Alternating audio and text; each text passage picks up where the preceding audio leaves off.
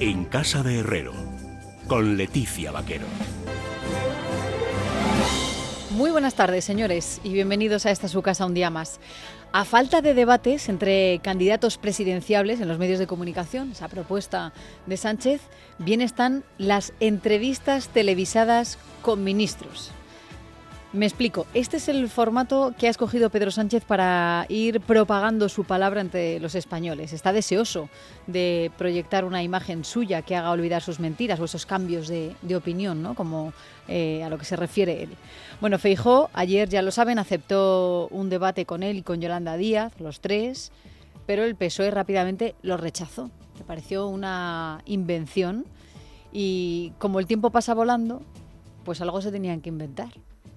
Porque claro, si tú te tiras unas cuantas semanas proponiendo un debate semanal con Feijóo y Pedro Sánchez, incluso luego con debates temáticos, ¿no? por temas económicos, sociales, en materia cultural, con los especialistas, ahora de repente no tener ningún debate así pactado es una pérdida de tiempo, ¿no? Para ellos, para algunos, para los que habían propuesto tantos debates. Y así hoy hablamos de este novedoso formato de entrevistas entre Pedro Sánchez y sus ministros, que hoy ha comenzado con el de Seguridad Social e Inclusión, con José Luis Escrivá. Credibilidad poca, claro. Bueno, en el caso de Escrivá, sobre todo, me estoy refiriendo. La última trampa fue la de la semana pasada, ¿no? Que hasta la AIREF, la Autoridad Independiente de Responsabilidad Fiscal, le dejó a Escrivá en evidencia a cuenta del ingreso mínimo vital, ¿no? Que solamente lo está recibiendo el 35% de los hogares a los que les correspondería, porque la burocracia o también porque no saben, ¿no?, que lo pueden pedir. Y lo más importante que nos dijo la AIREF es que esa ayuda solamente la están recibiendo 284.000 hogares. Esto hay que ponerlo en contexto, porque claro, el dato previo que nos había dado el Ejecutivo era de 627.000, o sea, la mitad o el doble, si lo vemos desde el punto de vista del Gobierno, la mitad desde el punto de vista de la AIREF de lo que dice el Ejecutivo, ¿no? Y la explicación es sencilla a esta disparidad en el número de hogares que nos dijo AIREF, porque Escrivá hace trampas al contabilizar a todas las personas que han recibido la ayuda desde hace 3 años. O sea, no deja de contabilizar a los que la han dejado de percibir, no, aquí van sumando todo, va cayendo en saco roto, ¿no? Eso es viciar la estadística, es jugar con los datos. Algo a lo que por otro lado ya estamos acostumbrados, porque bueno, aún así seguimos denunciándolo. Bueno, pues Pedro Sánchez con José Luis Escrivá. Eso lo hemos podido ver hoy en el canal del Partido Socialista en YouTube. En el PSOE han llamado a estas entrevistas del presidente con miembros de su gobierno como de trabajo con quien sea, ¿no? En este caso con Escrivá. Y parece, así de primeras, pues el programa de Ana Rosa o cualquier otro tipo de programa que podamos ver en televisión. Escuchen.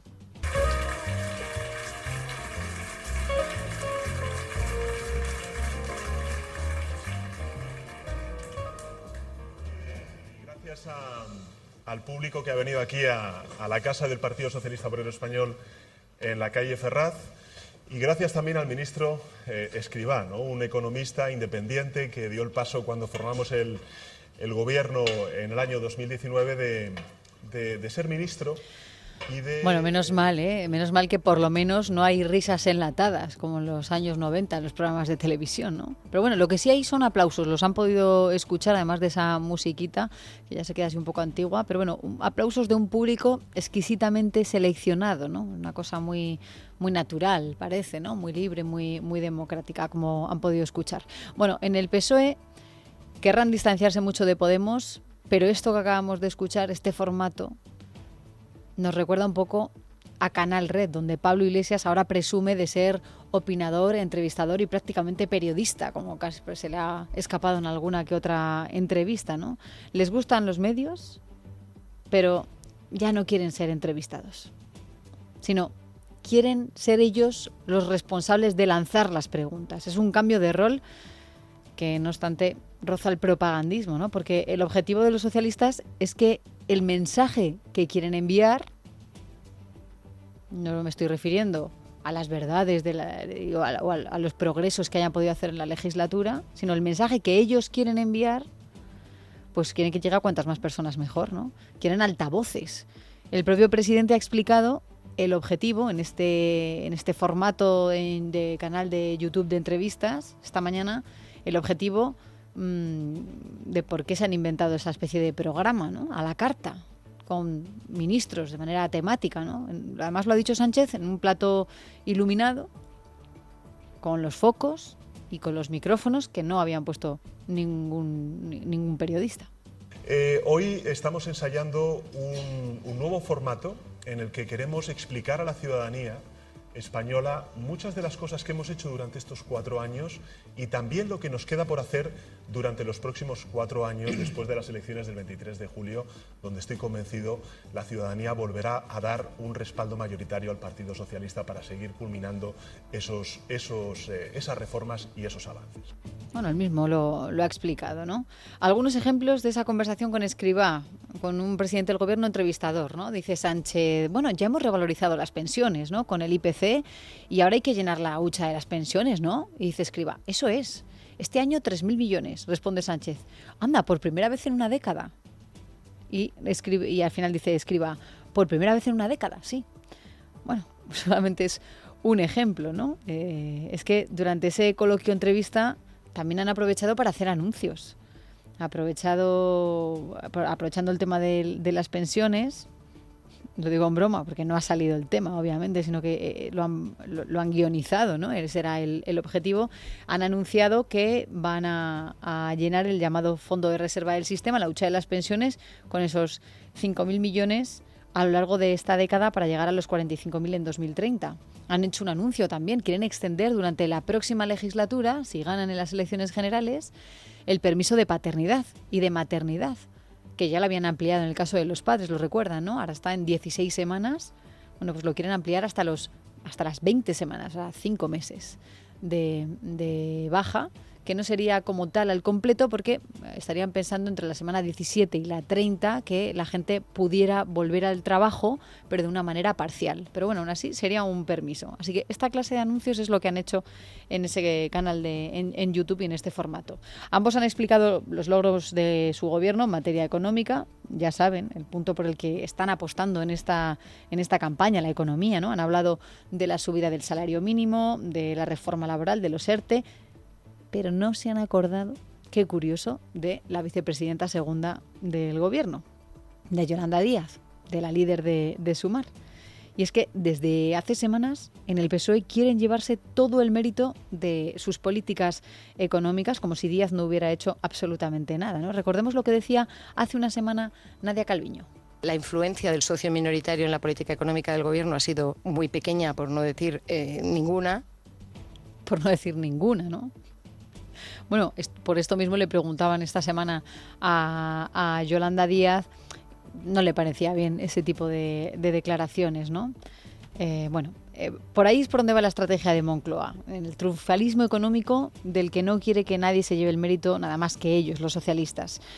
Y esto se ve claramente en que ellos quieren ser los primeros en dar cualquier noticia, incluso adelantándose al propio Instituto Nacional de Estadística. La ministra de Asuntos Económicos ha dicho esto esta mañana en Antena 3. Los datos nos indican que en cuanto al Producto Interior Bruto, ahora estamos hemos recuperado... a 2 décimas, ¿no? Todavía. Vamos, los próximos datos que conozcamos seguro que confirman que ya hemos recuperado el PIB prepandemia, pero es que el resto de indicadores están muy por encima.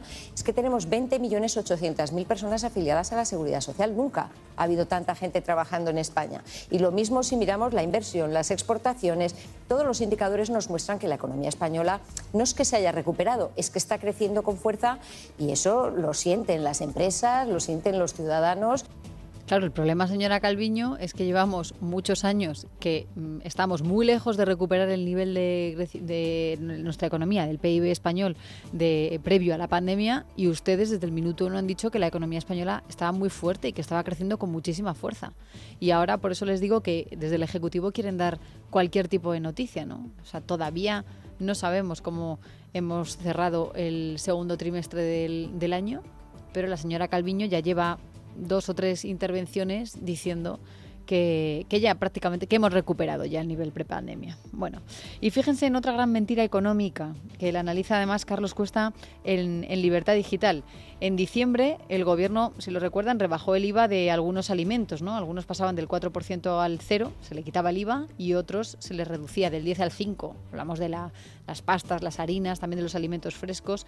El Ejecutivo lo justificaba diciendo que esas medidas lo que iban a hacer era ayudar a la ciudadanía para hacer frente a la tensión en los precios, en la cesta de la compra, que estaba generada por la inflación, por la guerra de Ucrania, todas estas cosas, ¿no? ¿Y saben cuánto nos ha ayudado esa bajada del IVA a los españoles? Porque será el objetivo, ayudarnos. Esto no lo dice ninguna información periodística. Esto lo dicen los informes de la agencia tributaria, que es lo que estamos contando en Libertad Digital. Nos hemos ahorrado 50 céntimos al mes con la bajada del IVA por persona. 50 céntimos. Así que aquí están los datos económicos o las medidas económicas que nos va a querer vender el Ejecutivo cada media hora y durante esta campaña. Bueno, la vicepresidenta no solamente habla de economía, también arremete contra el Partido Popular y contra Vox por sus acuerdos tras las elecciones municipales y autonómicas y, de nuevo, sus ataques a cuenta de la violencia de género. Por mucho que se intente explicar, yo creo que es claro y meridiano que el Partido Popular está cómodo con Vox, va a gobernar con Vox si llega al gobierno de España, cosa que voy a intentar que no suceda, y es evidente además que está comprando el marco mental y que estamos teniendo debates que estaban ya muy superados en nuestro país, y yo como mujer progresista, pero sobre todo como mujer, lo tengo muy claro. Yo voy a hacer todo lo posible por no tener en mi país una involución en aquel ámbito en el que además tengo un gran orgullo, ¿no? España es un país de referencia en derechos humanos, en derechos de las mujeres, en derechos LGTBI. Bueno, esto del marco mental creo que lo vamos a escuchar bastante a menudo, porque hoy incluso la propia Calviño ha hablado de ello en varias ocasiones para referirse a Vox con el tema de la violencia de género, pero también para referirse a sus acuerdos, según ella, según el Ejecutivo, puntuales, programáticos, con la formación proetarra EH Bildu, ¿no? Diciendo que ellos no han comprado ningún marco mental de Bildu. Bueno, el que ha hablado hoy sobre si reconoce la violencia machista ha sido el líder de Vox, Santiago Abascal, en Canal Sur. ¿Usted niega la violencia machista? En absoluto, nosotros creemos que existe violencia machista, nosotros creemos que es una de las violencias que existen, por supuesto que no la negamos, pero no solo eso, es que nosotros tenemos la posición más dura de todos los partidos del panorama político español contra los hombres que agreden o asesinan mujeres. Creemos en la cadena perpetua, creemos que los violadores no deben salir de prisión. Bueno, ahí es donde está la diferencia, ¿no? En los matices de la nomenclatura. No hablar de violencia de género, sino machista, y aquí es donde se monta todo este lío, y el Partido Socialista y la izquierda lo está utilizando sobre todo en campaña, también el Partido Popular en Extremadura, ¿no? Bueno, yo creo que alargar este asunto más no hace falta. Pero el ruido provocado por este tema sale de esos pactos, obviamente, entre el Partido Popular y Vox en Comunidad Valenciana primero, donde el que iba de número 1 por los de Abascal, Carlos Flores, tuvo que dar un paso atrás para no ser nombrado vicepresidente de Carlos Mazón, tras una sentencia de los años 90 que le acusaba de violencia psíquica habitual a su exmujer tras su divorcio. De ahí eso que dijo Feijóo, ¿no? Del divorcio duro, y que tanto está utilizando el gobierno para convertirle en cómplice, ya diríamos hasta de los propios maltratadores. Pero también en Extremadura, donde ayer la candidata a la presidencia de los populares, María Guardiola, dejó bien claros sus dos motivos para no dejar entrar a Vox en su soñado gobierno, ¿no? Por negar la violencia de género, entre otros motivos. También porque no quiere que su gobierno sirva de altavoz para esas proclamas, ¿no? Por parte de Vox. Y Abascal hoy ha querido dar su opinión. A nosotros nos parece el colmo de los colmos. El hecho de que algunos nos insulten, nos demonicen, y además que traten de decir que estamos obligados a darle los votos en Extremadura para simplemente, donde estaba el Partido Socialista, poner al socialismo azul del Partido Popular de Extremadura. Y nosotros no estamos dispuestos a eso. Nosotros estamos dispuestos a construir una alternativa. Bueno, y vamos con más asuntos. Ayer Pedro Sánchez dijo en su entrevista en La Sexta, en un programa bien distendido con el Wyoming, dijo: yo con Yolanda Díaz voy hasta el fin del mundo. espero en un futuro gobernar con Sumar. Esto lo dijo, así en tono de broma, a una imitadora de Yolanda Díaz, que se disfrazó de Yolanda Díaz, así vestida de blanco, con su pelito y todas estas cosas, ¿no? Entonces, bueno, hubo un momento ahí de chascarrillo, de complicidad, Pedro Sánchez riéndose, contigo al fin del mundo, Yolanda, ¿no? Bueno, pero el mensaje ahí queda. Y por eso hoy Alberto Núñez Feijóo ha justificado su petición de un debate incluyendo a Yolanda Díaz, que es lo que antes les contaba que no le había gustado nada al PSOE. El presidente del Gobierno se presenta en coalición explícita con Sumar e implícita con Bildu, con Esquerra Republicana y con Junts per Catalunya. Por tanto, si se presenta en una coalición explícita con Sumar, lo que le he pedido al presidente del Gobierno exclusivamente es, si Sumar, que va en su coalición electoral, está dispuesta a que usted y yo mantengamos un debate en nombre de la coalición y en nombre del Partido Popular, dígame sin ningún problema en qué medio o en qué formato podemos hacer. Bueno, aquí lo que estamos viendo es que cada uno juega sus cartas, ¿no? El PP quiere ningunear a Sánchez, dándole un papel importante a Díaz, y obviamente los socialistas no quieren aceptar, no van a aceptar ese protagonismo para que el del presidente sea menor que el de su vicepresidenta, ¿no? En el PSOE lo que están es en desacreditar a los populares por esos acuerdos con Vox. Pero ¿qué ocurre? Que en Extremadura pues no se entienden. No hay acercamiento. Tanto es así que la presidencia de la Cámara Autonómica la han dejado en manos del PSOE, como estaba hasta ahora, ya se lo contamos ayer, ¿no? No hay cambio. De hecho, no sabemos si va a haber ese cambio sin antes convocar unas nuevas elecciones, como dejó entrever Guardiola. Esta misma mañana Santiago Abascal ha insistido en que la única persona que ha hablado de elecciones ha sido ella, del Partido Popular, y que su formación ayer, tras la votación en la Asamblea extremeña, volvió a hacerle una propuesta al partido de Guardiola. ¿Podría ceder Vox para no entrar en el gobierno autonómico y evitar esas elecciones? Pues sí, pero no quieren. Porque dicen ellos que no se fían de los populares, ¿no? Y que la única manera de controlar el acuerdo de gobierno es desde dentro. Es verdad, siempre vas a controlar mucho más, ¿no? Pues apretar las tuercas, ¿no? Y además, si tú has hecho algún tipo de exigencia en materia de agricultura y te han dado esa consejería, es tuya. O sea, eres tú el que tiene ahí prácticamente la última palabra, ¿no? ¿Podría ceder la señora Guardiola del Partido Popular? Pues claro que sí, si quisiera gobernar con un socio, aunque tuviera una representación pequeña, pero algo habría que darle. Pero no quiere, lo recordamos por esa promesa que hizo de que ella iba a gobernar en solitario, ¿no? Bueno, además del distanciamiento que ahora quiere tener Génova con Vox, para que los españoles apuesten por el voto útil en las generales, ¿no? Y que muestren pues lo que está ocurriendo en Extremadura. Si votáis a Vox, al final hay una repetición electoral. Bueno, en lo que confía es en que Vox deje de exigir. Eso es lo que ha dicho esta mañana María Guardiola, la candidata del PP en Extremadura. Esa es la opción más sensata, en mi opinión, que Vox dé marcha atrás y que de una vez por todas en Madrid se dediquen a pensar en lo que pasa en Madrid, y en Extremadura el candidato extremeño se dedique a pelear, a luchar y a preocuparse por los problemas que tenemos en esta tierra. Lo que queremos es hablar de lo que se interesa a los extremeños, y este señor debería pensar en Extremadura y en los extremeños. Otro argumento más que ha dado la señora Guardiola es que no quiere legislar metiendo la ideología en medio, que es lo que ocurre en el gobierno de Pedro Sánchez, ¿no? Y así, bueno, pues sigue dando las razones para no ceder alguna de las consejerías a Vox. Feijóo hoy, ¿qué ha hecho? Pues defender la actuación, como es obvio, de su candidata extremeña. 5 diputados en un parlamento no pueden tener la presidencia de la Cámara, no pueden tener el control de la mesa, ni pueden tener miembros en el gobierno, porque esto no está reflejado en el resultado electoral. Y reitero, es bueno que los acuerdos en las comunidades autónomas se cierren entre los representantes de los partidos en las comunidades autónomas. Bueno, sin embargo, también ha habido hoy discursos muy a favor de esta estrategia de la señora Guardiola, según Feijóo, ¿no? Hay que dejar que las comunidades autónomas, que sus candidatos entiendan, parece que no viene nada desde Génova 13, vienen del PSOE. Es lo curioso, ¿no? Qué casualidad, claro. Escuchen al portavoz de los socialistas en el Congreso, a Patxi López, y también al expresidente valenciano Chimo Puig. Ayer es verdad que vimos un discurso por parte de la líder del Partido Popular en Extremadura que nos gustó, pero que no puede esconder de ninguna manera lo que está haciendo el Partido Popular en toda España, que es lo contrario. A mí me parece bien que en otros ámbitos como en Extremadura se intente reflejar claramente que todo no vale para acceder al poder. Todo no vale. Bueno, todo esto ha provocado que el candidato socialista en aquella comunidad, me estoy refiriendo a Extremadura, Guillermo Fernández Vara, el expresidente, no pueda dejar la política.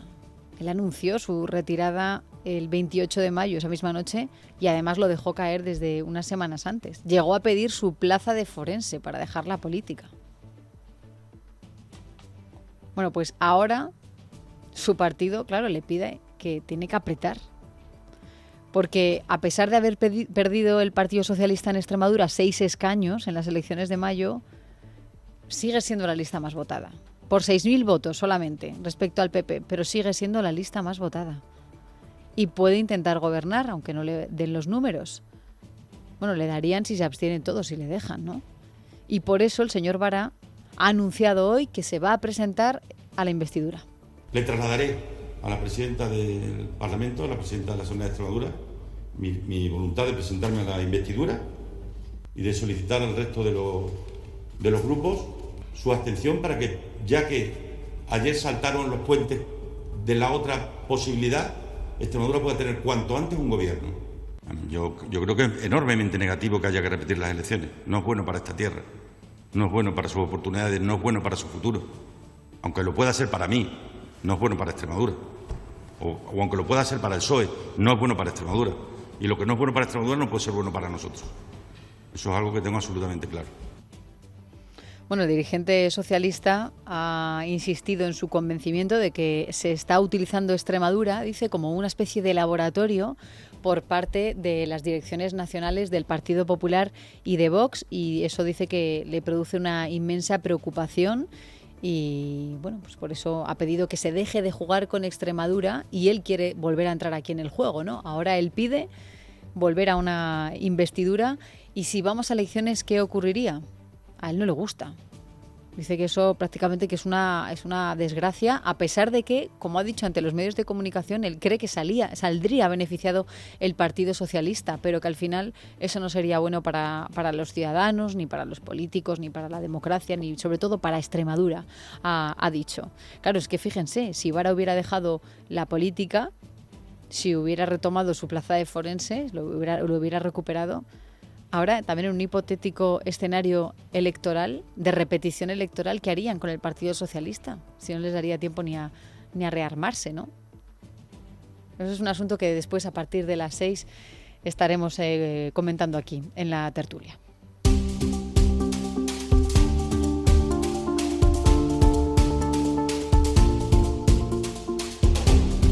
Así llegamos a las 4:24, una hora menos en las Islas Canarias. Les vamos a contar ahora otras noticias importantes de este miércoles. Esther Nieto, buenas tardes. Buenas tardes, Leticia. Nueva tragedia migratoria en aguas del Atlántico. Al menos un menor ha fallecido y más de 30 personas han desaparecido en el naufragio de una lancha neumática que ha sido localizada a 150 kilómetros al sur de Gran Canaria. La lancha partió desde Cabo Bojador, en el Sáhara, con 60 personas a bordo, de las que 24 han sido rescatadas con vida. Las autoridades marroquíes han trasladado ya al menor fallecido a Canarias y se ha pedido ayuda a Salvamento Marítimo para intentar encontrar a los desaparecidos, aunque desde colectivos como Caminando Fronteras alertan de que habían solicitado ayuda a las autoridades españolas 12 horas antes de que sucediera la tragedia. Y en Cataluña les contamos que el juez instructor de la causa del procés en el Tribunal Supremo, Pablo Llarena, ha acordado emitir una orden nacional de detención contra Clara Ponsatí, la exconsejera catalana y eurodiputada de Junts per Catalunya, por no justificar con una causa legítima su incomparecencia ante el juez el pasado 24 de abril, cuando se le citó para declarar por el delito de desobediencia por el que está procesada. Esmeralda Ruiz. El magistrado es muy claro en su exposición. Apunta que la investigada ha desatendido voluntaria e injustificadamente la citación judicial, por lo que acuerda su detención nacional a fin de tomarle declaración sin perjuicio de que pueda dejarse sin efecto si la procesada, la afogada Ponsatí, una vez que conozca esta decisión por su notificación a las partes, decide comparecer de manera voluntaria y personalmente ante Pablo Llarena. Lo que trasladó en su momento la afogada es que tenía que estar en Bruselas para asistir a 2 comisiones. Sin embargo, sí improvisó una rueda de prensa en el Colegio de Periodistas de Cataluña. En su escrito, el juez destaca que en vista de la rebeldía que ha mantenido Ponsatí durante 5 años de instrucción, las funciones parlamentarias no son sino la excusa frente a una nueva desatención de sus obligaciones procesales. Llarena también rechaza que se deba suspender el procedimiento judicial por la existencia de una demanda de amparo de su inmunidad. El 5 de julio, recordamos, el Tribunal General de la Unión resolverá sobre este aspecto.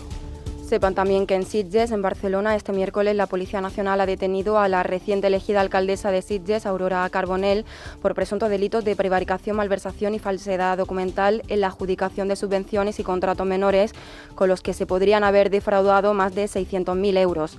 Por este caso, la investigación de la Unidad de Delincuencia Económica y Fiscal se salda por el momento con 5 detenidos y 13 investigados. Ignacio Bravo. Desde primera hora, agentes de la Unidad de Delitos Económicos y Fiscales de la Policía Nacional investigan irregularidades en la adjudicación de subvenciones a entidades de la Mesa del Tercer Sector y a una cooperativa de la población por la realización de contratos menores entre 2017 y 2020, contratos con los que se estima un desfalco de más de 600.000 euros de fondos públicos al consistorio de Sitges.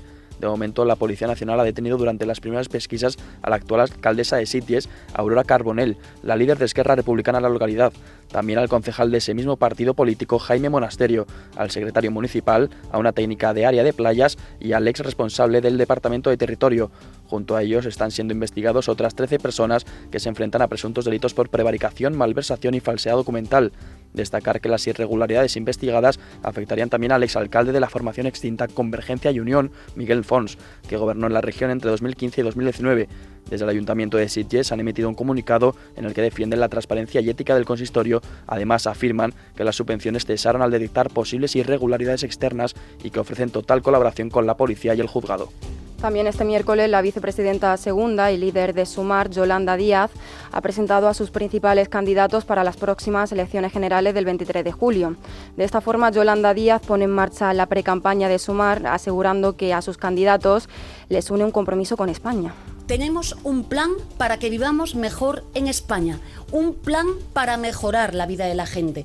Tenemos soluciones y queremos que vivamos mejor en España. Quiero hacerles una pequeña reflexión acerca de lo que les une a las personas que me acompañan. Y quiero ser clara, no les unen los carnés ni las siglas. Les une algo que es muchísimo más importante. Les une un compromiso de largo aliento con su país. Mientras tanto, Isabel Díaz Ayuso, la presidenta en funciones de la Comunidad de Madrid, ha enfrentado hoy su tercera investidura con un discurso en la Asamblea de Madrid en el que sobre todo se ha centrado en hacer un alegato contra el sanchismo.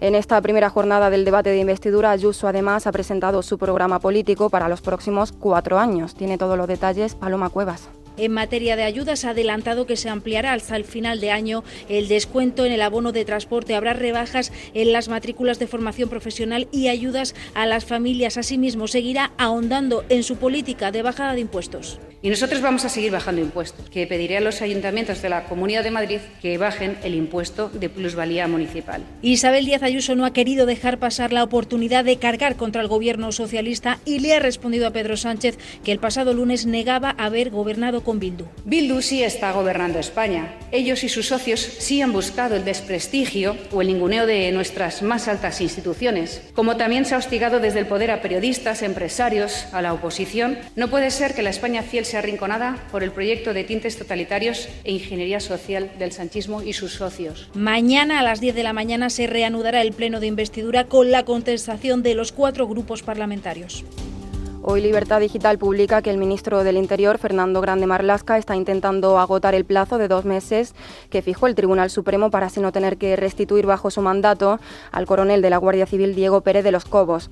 Recordamos que a finales de marzo el Tribunal Supremo rechazó avalar la destitución del coronel y condenó al Ministerio del Interior a readmitirle en su cargo y abonarle el sueldo de 3 años. Miguel Ángel Pérez, buenas tardes. Buenas tardes. Fuentes conocedoras del caso, consultadas por Libertad Digital, afirman que el Tribunal Supremo notificó la sentencia a la Audiencia Nacional, al Juzgado Central de lo Contencioso Administrativo número 8 encargado de ejecutar el fallo. Posteriormente, la propia audiencia envió un correo certificado a la estafeta de correos del Ministerio del Interior en mayo para que se ejecutara la sentencia. Sorprendentemente, Interior aseguró no haber recibido el correo certificado y la audiencia tuvo que volver a notificarle la sentencia por segunda vez el pasado 5 de junio de forma telemática. En esta ocasión, el departamento de Marlaska sí dio acuso de recibo del fallo y el plazo empezó a correr desde el pasado 6 de junio. Las mismas fuentes consultadas ponen en duda que Interior no recibiera la sentencia en un envío certificado a su propia estafeta de correos. Aunque no hubieran recibido la primera notificación, dicen, sí han recibido la segunda de forma telemática y han pasado ya 2 semanas sin que Pérez de los Cobos haya sido restituido.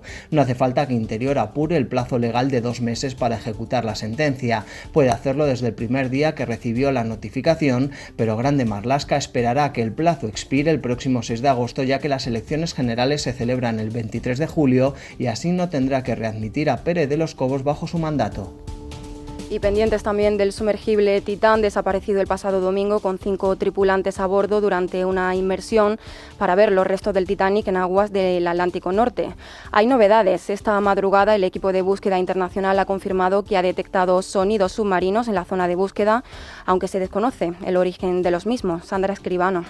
Un avión canadiense ha detectado sonidos submarinos de golpes en un intervalo de 30 minutos en la zona de búsqueda. La Guardia Costera de Estados Unidos afirma que este hallazgo ha provocado la reubicación de los principales esfuerzos de búsqueda para acercarse al submarino desaparecido. Aunque aumentan las esperanzas de encontrar a los pasajeros con vida, todavía se desconoce el origen concreto de los sonidos. Sin embargo, el presidente de la Fundación Titanic, Jesús Ferreiro, ha asegurado en Es Noticia que esto es prácticamente imposible. Tienen que producirse varios milagros juntos, que lo localicen, que lo puedan subir, que es otro tema, que estén con vida. Es que es casi imposible, aunque se localice ahora mismo, es casi imposible subirlo antes de que se les acabe el agua. Según el diario The New York Times, en 2018 una treintena de profesionales de vehículos sumergibles advirtieron a la empresa del Titán OceanGate de los riesgos que podían suponer estas inmersiones por la falta de seguridad del diseño de la nave. El submarino desapareció el domingo en mitad del Atlántico en la zona de la isla de Terranova. La autonomía del sumergible es de 96 horas, por lo tanto, los expertos prevén que se les acabaría el oxígeno este jueves al mediodía.